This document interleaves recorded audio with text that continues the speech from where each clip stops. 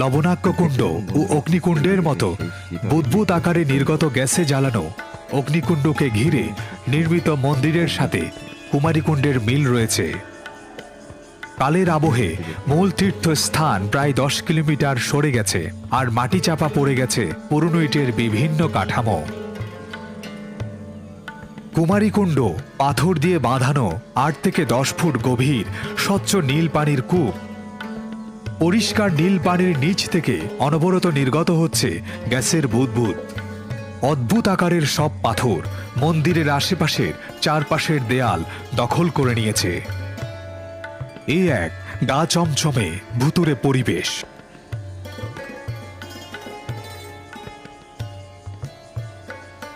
এখানে আপনারা একটা জিনিস খেয়াল করবেন, এখানে আগুন জ্বলছে আর এখানে